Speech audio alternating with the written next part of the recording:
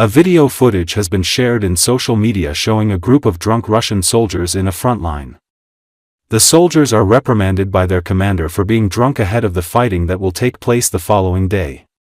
To the commander's question why they signed up for the army, all 5 soldiers said they were drunk while signing the conscription contract. One soldier said he joined the army in order to quit drinking alcohol. The commander reminded the soldier that the army was not a rehabilitation center or a kindergarten and then nobody would babysit soldiers. The commander said the 5 soldiers were not even fit to be sent to a training ground. Alcoholism is a major problem in the Russian army. It should be noted that over 1 million Russian soldiers have been killed in Moscow's war of invasion in Ukraine since February 2002, according to information provided by the General Staff of Ukrainian Armed Forces. Вот это вот нахуй. Даже на полигон, блядь, брать не хотят. Уссанки ебаные. Каску подними свою, я тебя последний раз прошу, нахуй. Подними и стой, нахуй, с этой каской. Сейчас, не дай бог, ты упадешь, пидорас. Я тебя обоссу, отвечаю.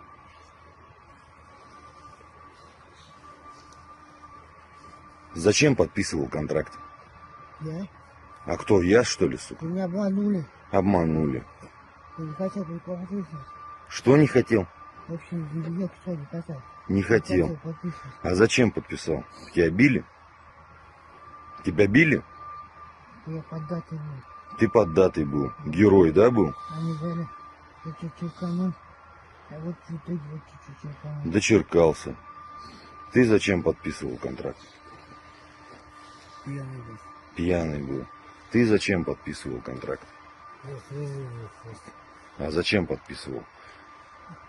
Думал, бросил чувство. А, думал, бросишь пить? Бросил пить? А хули ты себя ведешь так? Как черт. А? Причина какая? Подлечим пить бросишь? Пить бросишь по-любому. Че ты себя ведешь-то сейчас как черт, раз ты его сам подписал? Ты что думал, здесь детский сад тебе нахуй? Реабилитационный центр? Нянчиться буду, да? Здесь и так все для вас нахуй. Одели, обули, ебать. 3 раза кормят нахуй, в баньку водят. Хули надо-то еще? Ты зачем подписал контракт? Пьяный был. Ты зачем подписал? Тоже пьяный был. Уебки. Вы все уебки. Вам завтра в бой, а вы себя вот так ведете. Дебилы, блядь.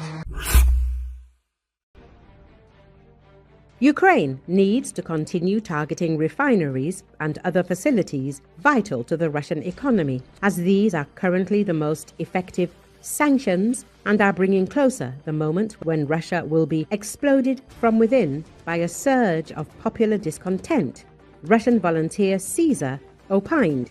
Recall a former fitness coach from Sochi and St. Petersburg. Caesar's real name is Maximilian Andronikov. A Russian volunteer explained what will determine the future development of the situation on the front. Here, everything will depend on the main fork. It's whether Putin decides to mobilize or not. If he does, how smoothly and discreetly from the public will he carry it out? For us, this is a matter of paramount importance because we will see and feel all of this at the front. How many more assaults there will be.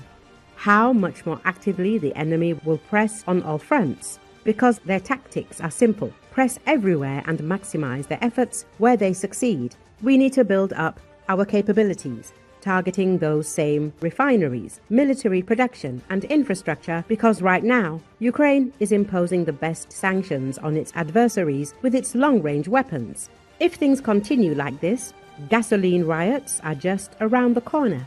When everything comes to a standstill and without fuel, logistics in the modern world are simply impossible, Caesar suggested. Earlier, Caesar explained how long Putin's hysteria would last and how it would end. Caesar identified the moment when it will be difficult for Putin to explain why Donbass hasn't been occupied yet. When 70% of their oil industry burns out, when military-industrial complex factories start exploding more frequently, then, I think, he won't even need to explain. He'll say that hard times have arrived and we need to accept what will happen. A Russian volunteer explained what the Kremlin leader still hopes for For now, he's hoping to break Ukraine's civilian population with terrorist attacks. You see how they've been viciously and deliberately targeting civilians all summer and all fall.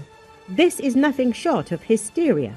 When the military can't fight according to the Geneva Conventions, but instead engages in terrorism with missiles and bombs, that's a sign they're hysterical.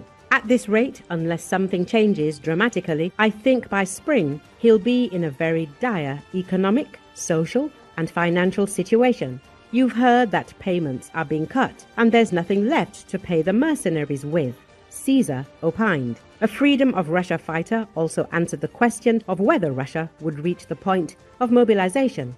That's the most interesting question. Naturally, Putin's media outlets say that if mobilization begins, nothing will happen. We've already counted 2 million. The problem is that Putin previously fought with social dross. If Putin previously fought with social dross, then all the prisons are already empty. There's no one to guard, no one to send. Now people will have to be removed from the economy. So in any case, it will be much harder for us if he starts mobilization. But the Russian economy and society will begin to crumble much faster.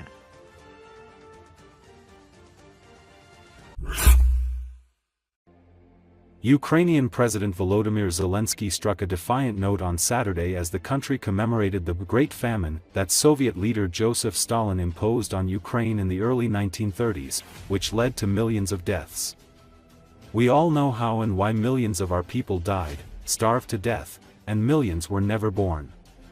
And we are once again defending ourselves against Russia, which has not changed and is once again bringing death, according to Associated Press. Zelensky said in a post on Telegram marking Holodomor Memorial Day.